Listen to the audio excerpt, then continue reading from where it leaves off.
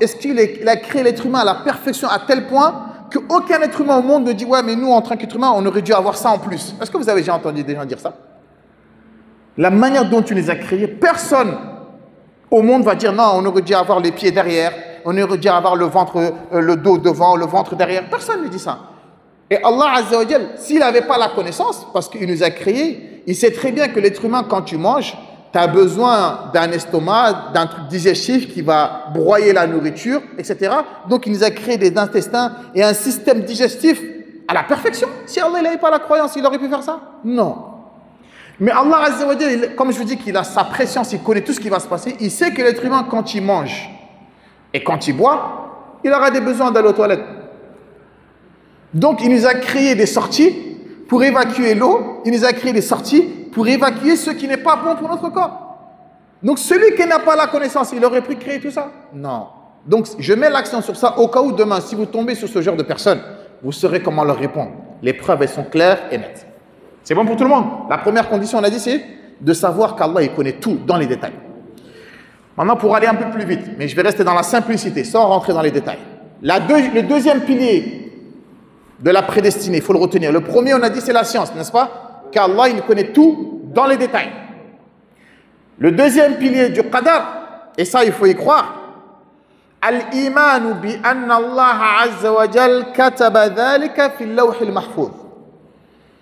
Il faut avoir la croyance que tout ce qui se passe sur terre, Allah, il l'a déjà écrit. Ça, c'est le deuxième pilier qu'il faut croire.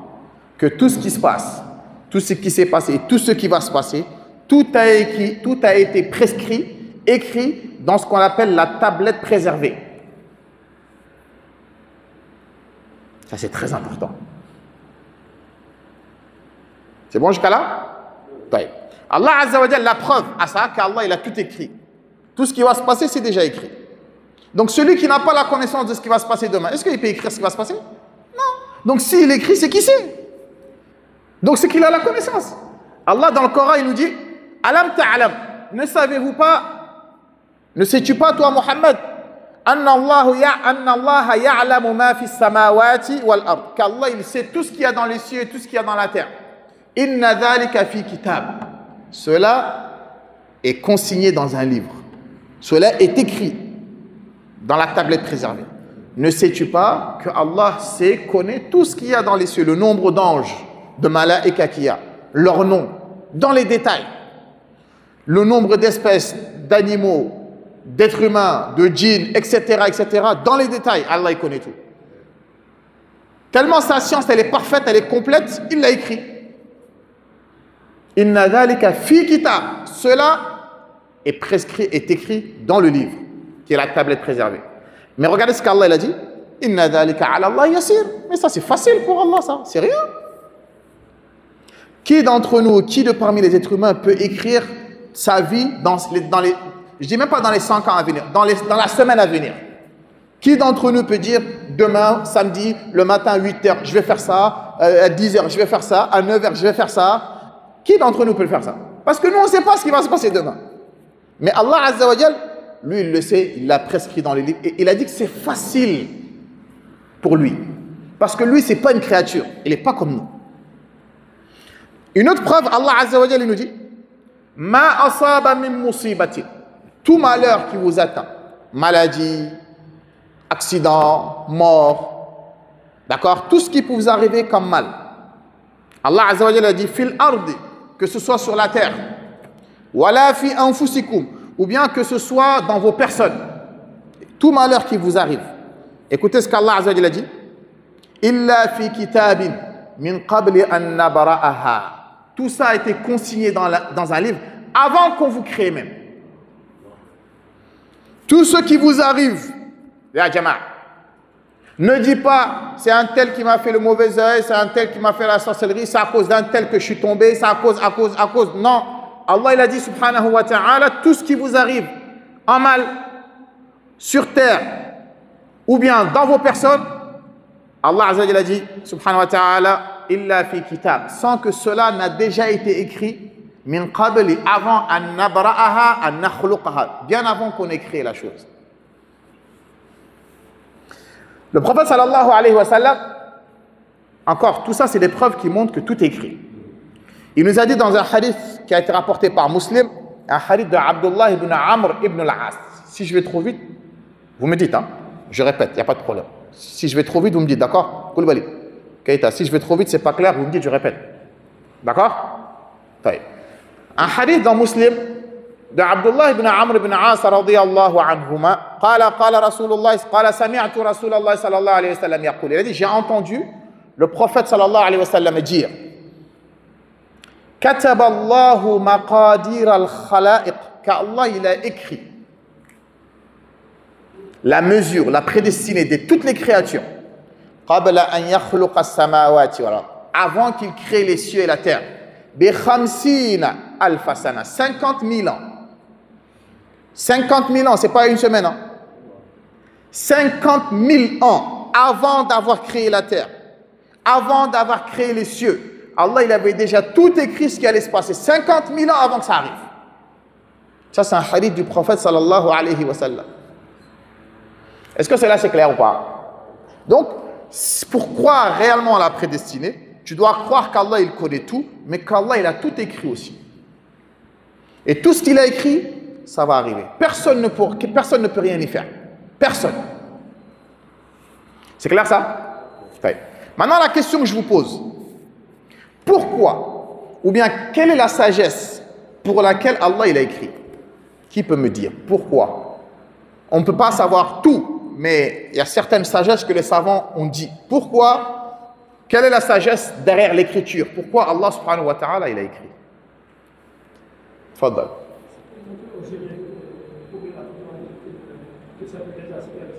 Qui?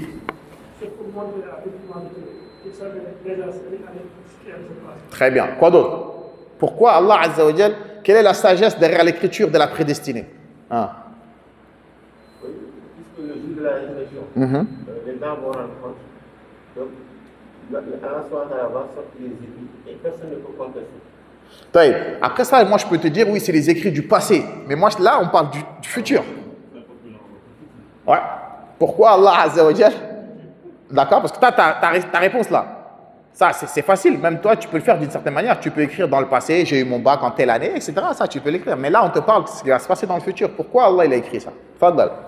J'ai également entendu dire ouais. qu'Allah pouvait, après la création des humains, des djinns et autres, décider, voilà, exactement, en envoyant certains, en envoyant d'autres au paradis, sans même avoir vivre sur terre. Certains vont passer dans la terre injuste parce qu'il nous a créés et nous a fait entrer en enfer. C'est pour cela que Dieu nous a fait descendre sur terre. Il sait déjà, mais nous laisse vivre. Il a tout consigné. Mais dans le jour de la résurrection, personne ne pourra contester pour dire que Dieu est injuste parce qu'il a décidé ainsi de passer en enfer. Très bien. Ça c'est une des sagesses. Quoi d'autre encore? Personne? On continue. Donc, je vais vous citer à peu près 3, 4 ou 5 causes. 5 sagesses. Pourquoi Allah Azza wa Jalla il a écrit? La première, c'est pour confirmer la préscience d'Allah Azza wa Jalla. C'est pour confirmer que lui, il est comparable à personne. Lui, il sait déjà ce qui va se passer. C'est pour montrer aux êtres humains que 50 000 ans avant que ça se passe, moi j'ai déjà la connaissance de tout. C'est pour ça qu'il a écrit. Mais une personne qui est ignorante, tu ne peux pas écrire. Donc cela confirme aux êtres humains que le Seigneur qui les a créés est un omniscient, est un savant, est un connaisseur. Donc ça, c'est pour montrer à la créature qu'Allah Azza wa Jal, il sait ce qui va se passer dans le futur. Ça, c'est la première sagesse pour laquelle Allah Azza wa Jal, il a écrit. Vous avez compris ça ou pas? La deuxième, c'est pour rassurer le croyant et le musulman. C'est pour le rassurer de tout malheur qui lui arrive, pour pas qu'il dise, ouais, mais pourquoi ça m'est arrivé? Comme les mécréants. Mais lui, il se met dans la tête, ah, Allah, il a déjà écrit ça, que ça allait m'arriver. Donc ça va arriver. Donc ça va l'apaiser. C'est une cause pour apaiser, tranquilliser le cœur du croyant. Quand il lui arrive quelque chose, il se cogne, il a perdu sa clé, d'accord, qu'Allah nous préserve, on lui a volé son vélo, sa moto. C'est énervant, n'est-ce pas? Il y en a, ils insultent. Il y en a, quand il arrive un malheur, ils insultent. Ouais, mais moi, j'ai fait quoi à Allah? Pourquoi que moi? Pourquoi ça m'arrive toujours à moi? Wallah, c'est grave. Il y en a, ils insultent même Allah, subhanahu wa ta'ala. Dans certains pays musulmans, qu'Allah nous en préserve. Mais le croyant, lui, quand il arrive quelque chose, ça tranquillise son cœur. Il sait que cette chose-là, Allah, il a écrit que ça allait arriver. Donc, il ne pouvait pas en échapper. Quelle que soit la manière, la ruse, son intelligence, ce qu'Allah écrit, personne ne peut l'effacer. Donc ça va apaiser ton cœur. Ça va éviter que Shaitan il te fait des wiswas. Ça va éviter que tu vas te suicider. Ça va éviter beaucoup de choses. Alhamdulillah, ça m'est arrivé. C'est Allah qui a voulu. Ça y est, t'es tranquille. Ça t'enlève un poids sur le dos. Ça, c'est une des deuxièmes sagesses pour laquelle Allah Azza wa Jalla, il a consigné toutes choses. C'est clair ou pas? La troisième chose, c'est pour montrer que la volonté d'Allah, elle est irrévocable. Personne ne peut venir changer ce que lui il a écrit. Pour montrer que c'est lui seul le roi. C'est lui seul qui administre. Personne, ce qu'il a consigné, aucun peuple, aucun royaume, aucun président ne peut venir changer ce qu'Allah il a écrit. Pour montrer que c'est lui le fort. Lui, ce qu'il a dit, même 50 000 ans avant, personne ne pourra venir faire le contraire de ce qu'il a écrit. Donc ça montre son omnipotence, qu'il est fort. Ça, c'est une des sagesses qu'Adal. Que ce qu'il a décidé, personne ne peut venir faire le contraire ou effacer ce qu'il a décidé. Donc ça montre quoi? Que personne n'est plus fort que lui. La décision de personne est au-dessus de sa décision à lui. Il est omnipotent. Bah oui. Sinon, nous, en tant qu'être humain, tu peux être même président, tu donnes des consignes à tes ministres, il faut le contraire. Mais Allah, ce qu'il a écrit, c'est ça qui va arriver. Que tu veuilles ou tu ne veuilles pas, c'est ça qui va arriver, par la force. La quatrième chose pour laquelle Allah Azza wa Jalla, une des sagesses que les savants ils ont citées, pour laquelle il a écrit, c'est pour enseigner aux êtres humains l'écriture. Pour montrer que l'écriture est importante, d'écrire. Allah Azza wa Jalla, c'est une des sagesses pour apprendre à la créature de consigner, de noter, d'écrire. Parce que si Allah Azza wa Jalla, lui qui est le savant, est-ce qu'Allah il oublie? Allah il n'oublie pas. Cela ne veut pas dire qu'il a écrit parce que comme nous, j'écris dans un carnet parce que je vais oublier. Non. Allah subhanahu wa ta'ala, il a écrit pour montrer aux créatures que ce que j'ai écrit, c'est ce qui va arriver. Mais ce n'est pas qu'il a écrit parce qu'il va oublier. Non. Donc, le Seigneur qui est parfait, si Allah il est parfait, le Seigneur qui n'oublie pas, la yadillu rabbi wa la yansa, c'est ce que Moussa alayhi salam il a dit, mon Seigneur il ne se trompe pas et il n'oublie pas.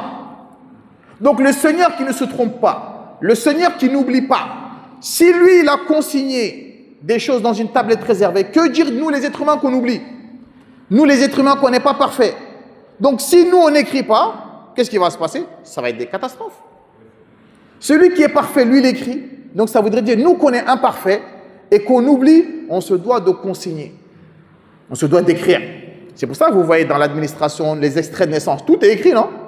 Ça vient d'où? Ça vient d'ici. Tout est écrit. Ton passeport, ta carte d'identité, ton extrait, il est né à telle date, telle heure, son père, il s'appelle ta. Tout ça, c'est dans des archives. Tout ça, Allah Azza wa Jalla, il nous a éduqués, il nous a enseigné à noter et à prendre des notes. L'histoire des prophètes et des messagers, le Coran même, c'est écrit, non? Voilà, si ce n'était pas écrit, ça allait disparaître. Donc, l'importance de l'écriture, de prendre des notes, c'est très, très important. Est-ce que c'est clair ça ou c'est pas clair? Hein? C'est pour ça Allah Azza wa Jalla, dans le Coran, il nous a dit quoi? Malgré qu'il y en a beaucoup d'entre nous, on ne le fait pas. Allah Azza wa Jalla, il nous a dit dans Surah Al-Baqarah, Ya ayyuhalladhina amanu, idha tadayantum bidaynin, faktubuhu. Il a dit, oh vous les croyants, quand vous contractez une dette, qu'est-ce que vous devez faire? Il faut l'écrire. Il faut l'écrire. C'est un verset coranique, ça. C'est une sunna d'écrire. Quand tu demandes, tu empruntes de l'argent à quelqu'un, tu l'écris. Pourquoi? Toi, tu peux oublier, lui, il peut oublier. Toi, tu peux ne pas oublier et lui, il va renier. Non, moi, je t'ai jamais emprunté de l'argent. Quelle preuve tu vas avoir? Mais si tu as écrit, il a signé, tu signes, avec des témoins. Demain, rends-moi mon argent, je ne te dois rien. Qui va dire quoi? Mais même pas ça. Même si toi qui as prêté l'argent, demain tu meurs. Cet argent-là, tes héritiers, ils pourront le réclamer. N'est-ce pas? Voilà. Donc, consigner, écrire, c'est quelque chose de très, très important. Maintenant, une personne, elle peut me dire, donc, Yaqub, si Allah Azza wa Jalla, il a écrit, donc ça confirme ce que les Jabriya, ils ont dit, ça veut dire qu'Allah, il nous force à faire quelque chose. Une personne qui n'a pas très bien compris, il peut comprendre comme ça. Donc si Allah il a écrit, donc ça voudrait dire que Allah il nous force à faire quelque chose, qu'on va forcément le faire. Non.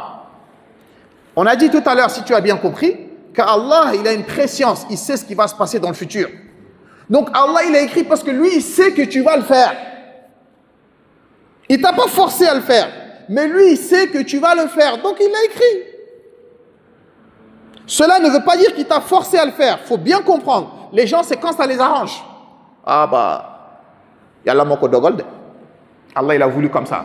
Ah d'accord. Tu vas faire un péché, tu sais très bien, tu es conscient, tu sais que c'est haram. Mais tu te bases sur la prédestinée en disant, ouais, c'est Allah qui l'a prédestiné. Ça, c'est trop facile. Allah, il l'a prédestiné parce qu'il sait que tu vas désobéir. C'est pour ça qu'il a écrit. Mais il t'a pas forcé, hein. Comme on va le voir après. Est-ce que c'est clair ou c'est pas clair?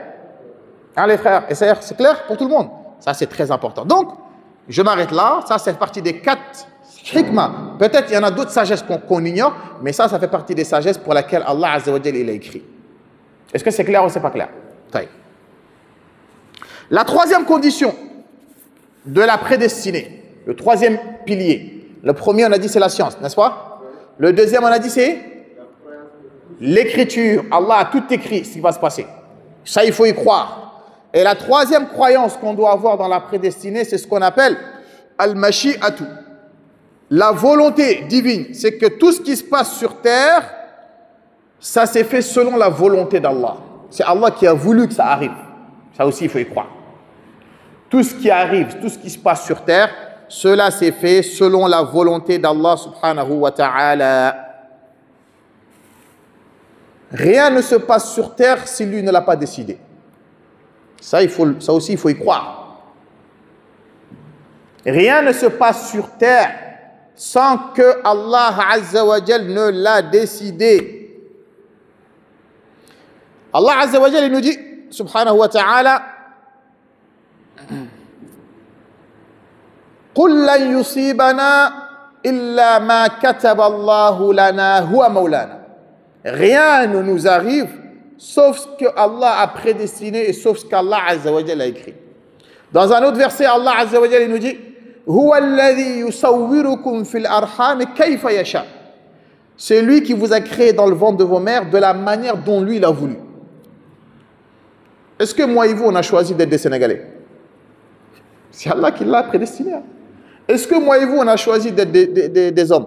C'est Allah qui l'a voulu. Le père et la mère, ils veulent coûte que coûte avoir des garçons. Allah, il leur donne des filles. Il y en a, ils veulent coûte que coûte avoir des filles. Allah, il leur donne des garçons. Yahabu liman yasha'u inathan. Il donne à qui il veut des filles.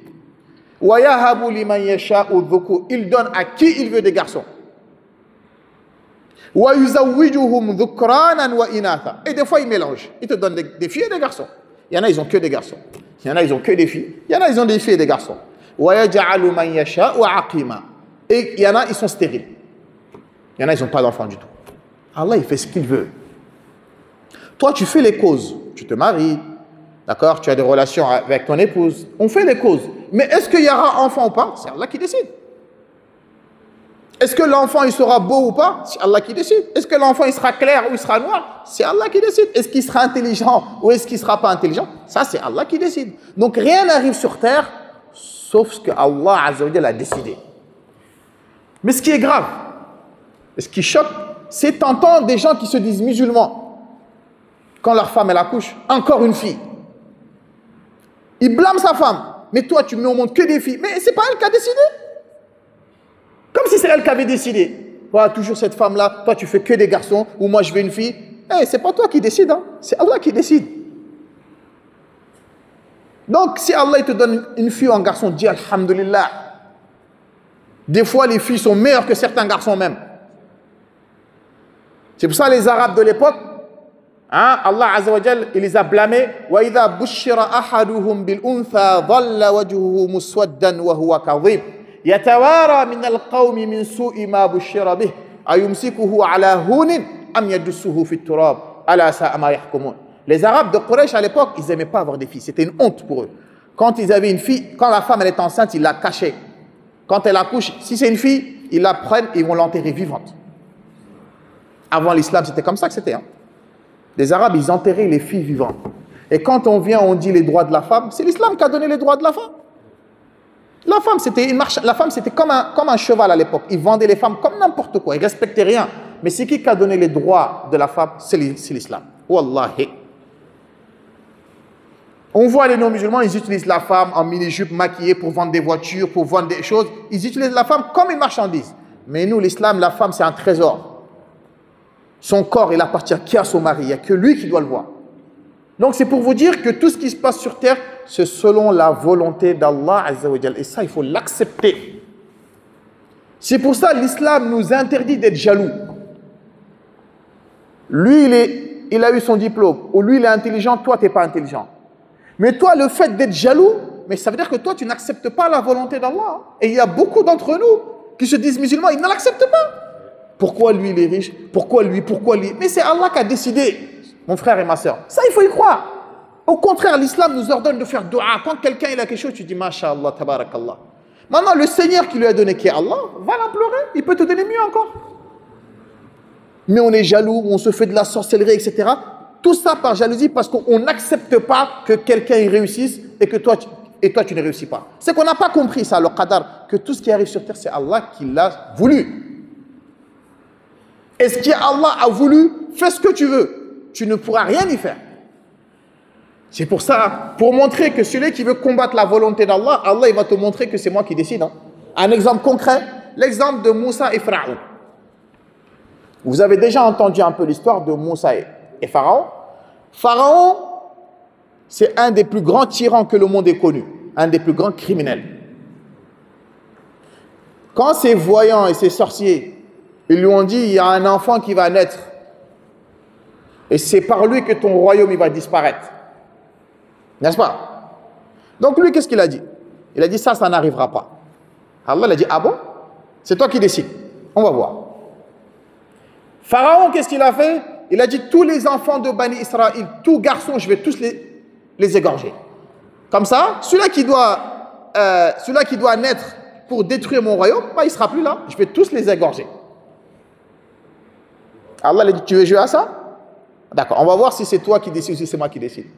Quand Pharaon il a commencé à tuer, égorger les enfants de Bani Israël, ses propres conseillers, ils lui ont dit, hé, Pharaon, si tu tues tous les enfants là, c'est qui va travailler pour nous? Si tu tues les enfants là, c'est qui va construire tes palais? C'est qui va être dans ton armée? C'est qui? Pharaon a dit, ah, ça c'est vrai. Maintenant, ce que je vais faire, une année je tue, une année je laisse vivre. Allah il va lui montrer que c'est pas toi qui décides. Au début il avait pris la décision, il a fait marche arrière. Une année il laissait les enfants vivre et l'année d'après il tuait. Donc l'année où il laissait les enfants vivre, c'est cette année que Haroun il est né. Alayhi salam, le frère de Moussa, le grand frère de Moussa. Mais Allah il veut lui montrer que c'est moi qui décide. L'année où il devait tuer les enfants, c'est cette année-là que Moussa alayhi salam il est né.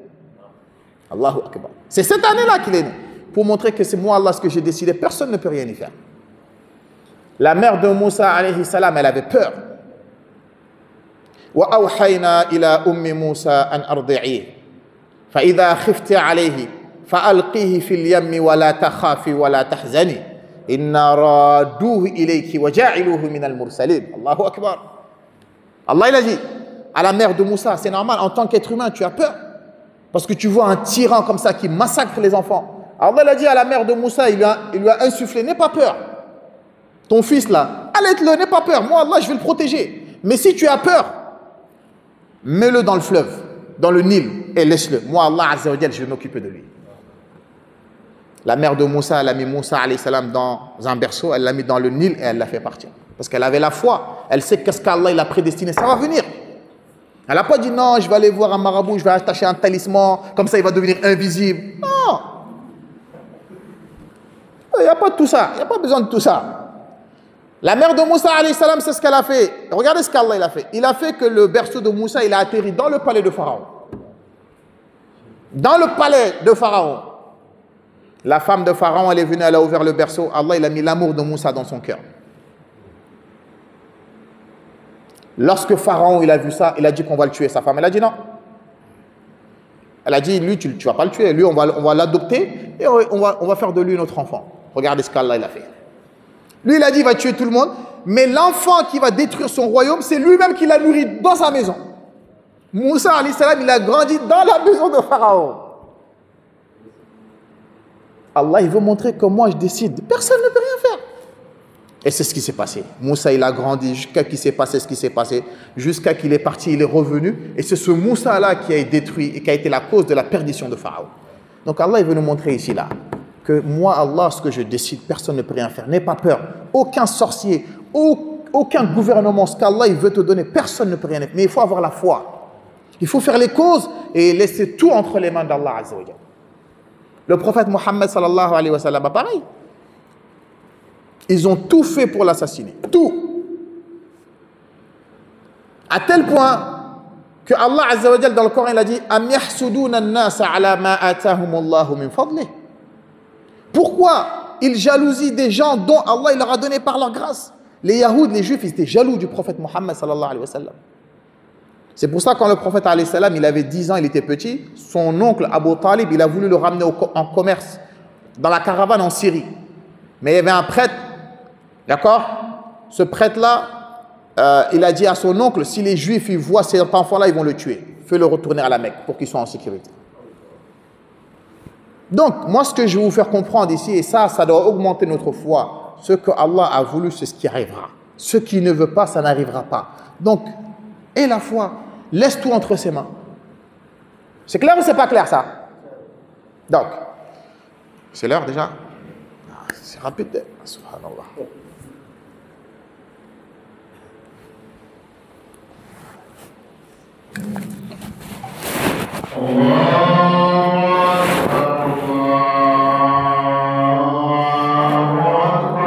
Allahu Akbar.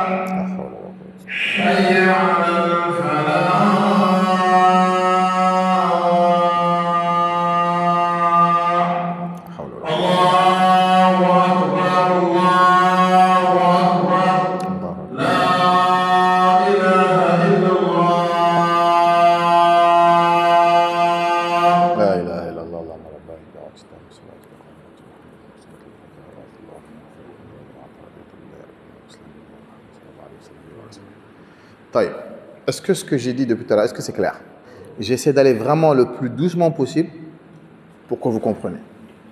Un autre exemple. Là, on est dans le troisième pilier, non? On a dit le premier, c'est la science, qu'Allah, il connaît tout. Le deuxième, c'est l'écriture, qu'Allah, il a tout écrit. Et le troisième, c'est que tout ce qui se passe sur terre, ça se fait selon la volonté d'Allah Azza wa Jalla. Le prophète Mohammed sallallahu alayhi wa sallam, c'est le meilleur des hommes, non? C'est le meilleur des créatures, non? Taïb. Le prophète, il a voulu que son oncle Abu Talib devienne musulman. N'est-ce pas? Il a tout fait. Il a voulu que son oncle, qui l'a soutenu, devienne musulman. Mais Allah Azza wa Jalla, qu'est-ce qu'il lui a dit au prophète Mohammed sallallahu alayhi wa sallam? Innaka la tahdi man ahbabta, walakinna Allah yahdi man yasha. Mohammed, tu ne peux pas guider qui tu veux. Mais c'est Allah qui guide lui qui il veut. Toi, tu peux vouloir que ton frère ou ta sœur fasse la salat et soit dans la sunna, mais c'est Allah qui décide. Nous, on fait les causes, on fait dua pour eux, le reste, on laisse entre les mains d'Allah. Parce que c'est Allah qui sait est-ce qu'il le mérite ou pas. C'est Allah qui le sait, ça. Pourtant, c'est le meilleur des hommes, mais il a fait rentrer son oncle en enfer. Pourquoi? Parce que Allah, c'est lui qui sait qu'il ne le mérite pas. Vous avez compris ça, les frères? Voilà, ça c'est très très important. Maintenant, une personne peut me dire, donc, Yaqub, si tout ce qui se passe sur terre, c'est selon la volonté d'Allah, donc ça veut dire que les vols, la fornication, le shirk, ça veut dire qu'Allah, il accepte ça? Allah, il est d'accord avec ça? Une personne peut penser ça, non? Parce qu'on a bien dit ici que tout ce qui se passe sur terre, ça se fait selon la volonté d'Allah. Donc, il y en a, c'est ce qu'ils comprennent mal. Ils disent, non, c'est pas possible. Comment Allah, il peut accepter que des gens, ils font du shirk? Comment cela peut être la volonté d'Allah, qu'Allah, il voit des gens qui le désobéissent? Donc, ça veut dire qu'Allah, il accepte ça. Donc, si Allah, il accepte ça, donc il n'a pas à les faire entrer en enfer. Vous avez compris l'ambiguïté? Maintenant, ça, on va vous l'expliquer clairement. Soyez attentifs. Quand on dit la volonté d'Allah, les savants, ils ont partagé la volonté en deux sortes de volonté. Écoutez bien ce que je suis en train de vous dire. Il y a ce qu'on appelle al-iradatul kawniyya et il y a ce qu'on appelle al-iradatul shar'iyya. La volonté universelle et il y a ce qu'on appelle la volonté religieuse. Écoutez-moi bien ce que je suis en train de vous expliquer. Une personne peut dire, si on accepte qu'Allah, tout ce qui se passe sur terre, c'est selon sa volonté, donc ça veut dire que Allah, il cautionne, Allah, il est d'accord avec les gens qui boivent de l'alcool. Allah, il est d'accord avec les femmes qui se prostituent. Allah, il est d'accord avec ceux qui font du shirk. On te dit non, mon frère. Sache qu'il y a deux sortes de volonté. Il y a ce qu'on appelle la volonté universelle. La volonté universelle, c'est-à-dire tout ce qu'il y a sur terre, c'est Allah qui a voulu que ce soit sur terre. C'est-à-dire, Allah Azza wa Jal, il a voulu que sur terre, il y a des porcs. Pourtant, dans la religion, il nous a interdit de manger du porc, non? Pourtant, le porc, c'est qui l'a créé? C'est Allah qui l'a créé. Allah, il a décidé que sur terre, il allait avoir des musulmans et des non-musulmans. Qu'il allait avoir la foi et qu'il allait avoir la désobéissance. Cela ne veut pas dire qu'Allah, il veut qu'on soit mécréant. Cela ne veut pas dire qu'Allah, il veut qu'on désobéisse, mais c'est pour nous éprouver. Parce que si sur terre, il n'y avait que la foi, on n'aurait pas pu savoir qui sont les vrais croyants et qui sont les hypocrites. Donc, c'est ce qu'on appelle la volonté universelle. Allah, il a voulu que sur terre, il y ait du mensonge. Allah, il a voulu que sur terre, il y ait de la trahison. Allah, il a voulu que sur terre, il y ait de la jalousie. Ça, c'est ce qu'on appelle la volonté universelle. Allah, il a voulu que tout ça, ce soit sur terre. C'est compris ça ou pas? Taïb. Mais il y a la deuxième volonté qu'on appelle la volonté religieuse. C'est ce que Allah Azza wa Jal, il nous a interdit de faire. Donc, c'est lui qui a créé le porc. Mais dans le Coran, il nous a dit de ne pas manger du porc. Et certains disent, ouais, mais si Allah, il ne voulait pas qu'on mange du porc, pourquoi il a créé le porc alors? On va te dire, mon frère, c'est pour nous éprouver. Tout ce qu'Allah il crée, il y a une sagesse. Il a créé le porc, il nous a interdit, c'est pour voir qui va lui obéir et qui va le désobéir. Allah, c'est lui qui a voulu que la mécréance soit sur terre. C'est pas qu'il veuille qu'on soit mécréant, mais c'est pour éprouver qui parmi les êtres humains vont l'obéir et vont suivre la foi. Parce que s'il n'y avait pas foi, on n'aurait pas pu savoir qui sont les vrais croyants ou pas. Est-ce que vous avez compris ça ou pas? Ça, c'est très, très important et c'est un détail qu'il faut très, très bien comprendre. D'accord? Donc, le fait qu'il y a des choses sur terre, c'est Allah qui l'a voulu. Parce que si on dit que non, Allah, il ne veut pas qu'il y a la désobéissance sur terre. Il y a la désobéissance ou il n'y a pas la désobéissance? Donc ça voudrait dire quoi? Ça voudrait dire que les gens, ils désobéissent à Allah dans son royaume et Allah, il est incapable de faire quelque chose.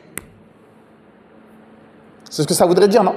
Si on dit qu'Allah Azza wa Jal, c'est pas lui qui a décidé qu'il y a des désobéissances sur terre, alors qu'on constate la désobéissance, n'est-ce pas? Ça voudrait dire quoi? Ça voudrait dire que des créatures font des choses qu'Allah ne veut pas, qu'Allah n'a pas voulu, mais Allah, il ne peut rien faire. Et ça voudrait dire qu'Allah, il est incapable. Et ça, c'est dangereux. Ce que je suis en train de vous dire là, est-ce que c'est clair? C'est très, très important, Yadjama. Tout ce qu'il y a sur terre, c'est Allah qui l'a voulu.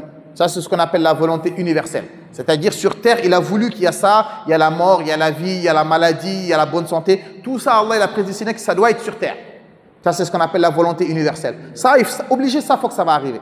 Mais il y a la deuxième volonté qui est la volonté religieuse, faites la prière, il ne faut pas mentir, il ne faut pas ça, il ne faut pas ça. Ça, c'est la volonté. C'est pour ça Allah Azza wa Jal, il a envoyé les prophètes et les messagers. Parce qu'il ne veut pas qu'on soit mécréant. Donc, il ne faut pas mélanger entre les deux. Ouais, vous nous dites que le shirk, c'est pas bien. Bah, si Allah, il ne voulait pas, il n'y aurait même pas de shirk sur terre. Mais c'est pour nous éprouver.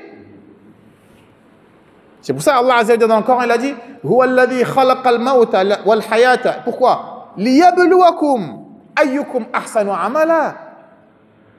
Allah Azza wa Jal, celui qui a créé le mal et le bien, pourquoi? C'est pour vous éprouver. Ça ne veut pas dire qu'Allah il a créé le mal pour qu'on fasse le mal. Il ne faut pas comprendre les choses comme ça. Si Allah Azza wa Jal, il avait créé le mal pour qu'on le fasse, pourquoi il fait rentrer les gens en enfer? Il fait rentrer ceux qui ont désobéi parce qu'il ne veut pas qu'on le fasse. Donc, je ne sais pas Samba si tu as bien compris entre ces deux volontés-là. La volonté qu'Allah a souhaité qu'il y a sur terre, il y a des Africains, il y a des Noirs, il y a des Blancs, il y a des Chinois. Tout ça, Allah Azza wa Jal, il a voulu que ça arrive sur terre. Qu'il y a la mer qui est salée, qu'il y a le fleuve, etc. Tout ça, c'est ce qu'on appelle la volonté universelle. Tout ce qu'il y a sur terre, c'est Allah qui l'a voulu. Parce que si on dit que sur terre, il y a des choses qu'Allah ne veut pas, ça veut dire quoi? Ça veut dire qu'on a fait des choses dans son royaume qu'il est incapable d'enlever. Et ça, c'est grave. Vous avez compris ou pas? Si on dit qu'Allah, il a créé, c'est lui, Allah, Azza wa Jal, non, Allah, il n'est pas d'accord. C'est pas Allah qui a voulu la mécréance sur terre. Donc, on va dire, donc, ceux qui ont créé la mécréance, eux, ils ont imposé leur loi et Allah, lui, il a été incapable. C'est grave, ça. Vous avez compris? Donc, tout ce qui se passe sur terre, c'est Allah qui l'a voulu. Tout. Obéissance, désobéissance, maladie, d'accord, bonne santé, médicaments, tout ce qu'il y a sur terre, c'est Allah qui l'a voulu. Ça, c'est ce qu'on appelle la volonté universelle. Mais ensuite, il y a la volonté religieuse où Allah il nous a interdit certaines choses. Donc ça aussi, il faut y croire, que tout ce qu'il y a sur terre, c'est Allah Azza wa Jal qui l'a voulu. Pourquoi ça, je vous dis ça? Parce qu'il y a des sectes qui disent non, Allah, il veut le bien, mais il ne veut pas le mal. Religieusement, oui, il n'y a pas de problème. Mais universellement, c'est lui qui a voulu qu'il y a ça sur terre. Donc si on dit qu'Allah, il n'a pas voulu qu'il y ait le mal sur terre, donc le mal, c'est qui l'a créé alors? Donc ça voudrait dire qu'il y a un autre créateur avec Allah qui a créé le mal aussi. Ça aussi, c'est encore des paroles très très graves. Donc tout ce qu'il y a sur terre, c'est Allah qui l'a créé. Il a voulu que ce soit sur terre, pas pour qu'on le fasse, mais pour nous éprouver. Ça, il faut le comprendre. C'est très très important. Il me reste combien de temps? Hein? C'est l'heure des questions déjà. Bah, taïb, Inch'Allah. On va s'arrêter là. Si Allah il nous facilite encore une autre assise, ah bah, on le fera. Inch'Allah, je sais, si demain, par exemple, Oustaz Ngom, il ne vient pas. S'il vient, il n'y a pas. Si Oustaz Ngom, il dit qu'il ne vient pas, vous me tenez au courant et on continue. Voilà. Si Oustaz Ngom, il ne vient pas demain, vous me dites et on continue. Donc, je vous écoute concernant les questions par rapport à ce qu'on a vu aujourd'hui. S'il y a des choses qui ne sont pas claires, parce qu'il y a encore beaucoup de choses que je n'ai pas encore citées. Hein. Il y a encore plein de choses que je n'ai pas encore citées.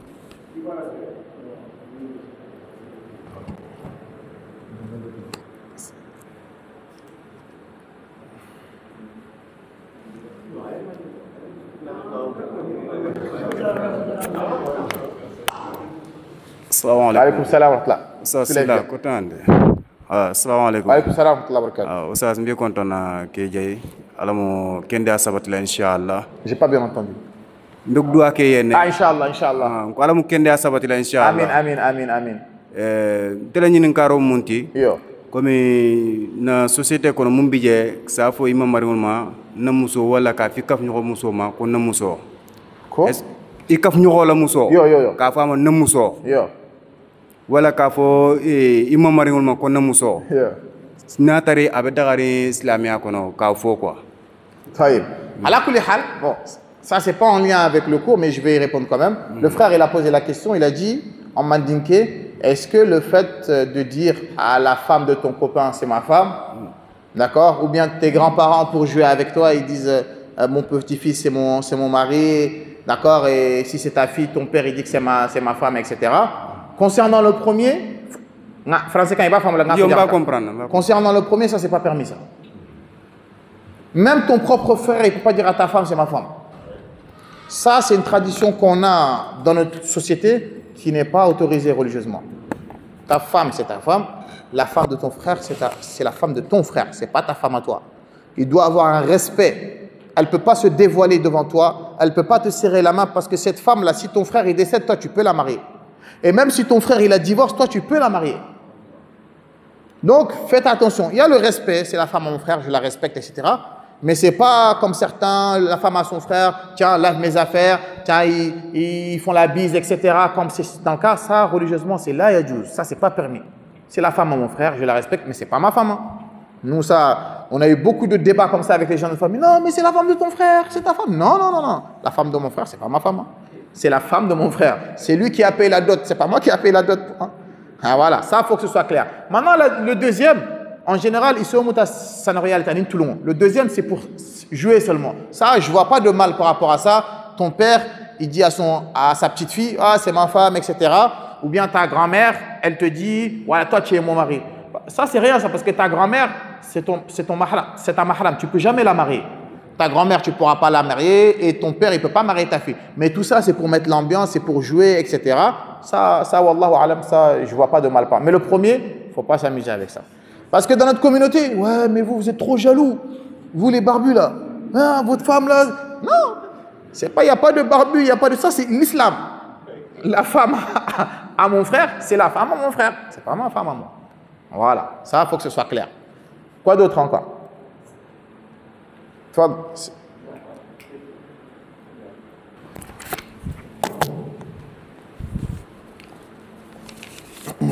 Salam alaikum wa rahmatullah. Alaykoum salam wa rahmatullah wa barakatuh. Moi j'ai une question à poser Oui. concernant le verset Wallahu khalaqakum wa ma ta'malun. Comment on peut comprendre ce verset? Voilà, ça va venir dans le dars d'après.